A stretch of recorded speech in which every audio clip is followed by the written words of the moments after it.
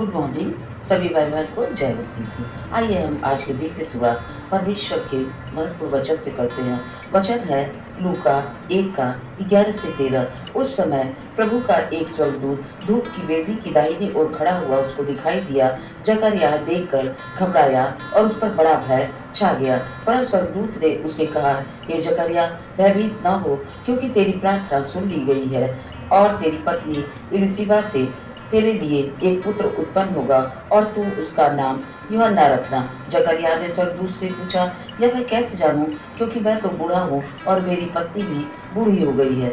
परमेश्वर का वचन यहाँ यह कहता है कि उन दिनों में राजा हेरोदेस का राज्य था और उस राज्य में जकरयाह नाम का एक याजक था। उस समय जो याजक थे वो 3 स्थान हुआ करते थे परमेश्वर के भवन में। एक स्थान होता था, एक पवित्र स्थान होता था, तीसरा महापवित्र स्थान होता था। महापवित्र स्थान में साल में वर्ष में एक बार कोई याजक सभी लोगों की प्रार्थनाओं को लेकर जाता था और मंडली बाहर प्रार्थना करती रहती थी। जकरयाह उस समय लोगों की प्रार्थना लेके परमेश्वर के समझ गया और वह परमेश्वर के मंदिर में प्रवेश करके जब वह धूप जला रहा था तब उसने जकरयाह ने जिब्राइल की स्वर्गदूत की यह वाणी सुनी कि तेरी प्रार्थना सुन ली गई है। यहाँ पर ध्यान देने योग्य बात यह है कि जकरयाह उस समय अपने लिए प्रार्थना नहीं कर रहा था, जबकि जकरयाह और उसकी पत्नी इलिशिबा दोनों परमेश्वर की विधियों और आज्ञाओं पर चलते थे, मगर उन्हें इस उम्र तक जबकि वो बूढ़े हो चले थे उन्हें पुत्र नहीं था।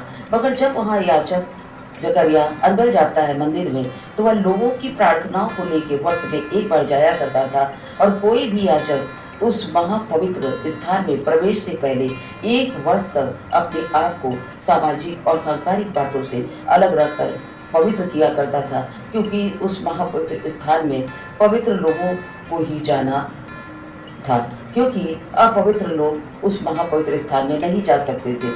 जब ये लोगों की प्रार्थना को लेकर जकरयाह वहां जाता है तो वह लोगों की प्रार्थना को लेकर गया है, मगर परमेश्वर वहां स्वर्गदूत के द्वारा जकरयाह की प्रार्थना को उत्तर दे रहा है और आशीष दे रहा है। यहाँ पर ध्यान देने योग्य बात यह है कि वह लोगों की प्रार्थना को लेकर गया था। तो आज इस वचन से भी यह सीखते हैं कि हमें भी लोगों के लिए प्रार्थना करना जरूरी है। जब हम लोगों के लिए प्रार्थना करते हैं तो परमेश्वर हमारी प्रार्थना को उसी तरह सुनता है जिस तरह उसने जकरयाह की प्रार्थना को सुना। हमें लोगों के लिए प्रार्थना करना बहुत जरूरी है, क्योंकि जब तक हम लोगों के लिए प्रार्थना नहीं करेंगे तब तक लोग परमेश्वर के समझ सच्चे परमेश्वर के पास ना तो आएंगे और ना ही अनंत जीवन को प्राप्त करेंगे। इसलिए हमें निरंतर सभी लोगों के लिए प्रार्थना करने की जरूरत है। जब तक परमेश्वर हमारी प्रार्थना का उत्तर नहीं देता तब तक हमें बड़े धैर्य और धीरज के साथ निरंतर प्रार्थना करनी चाहिए, क्योंकि वचन में लिखा हुआ है कि निरंतर हमें प्रार्थना करते रहना चाहिए और परमेश्वर हमारी प्रार्थना का उत्तर अवश्य हमें देगा। परमेश्वर इस वचन के द्वारा आप सभी लोगों को बहुतायत से आशीष दे। सबको जय मसीह।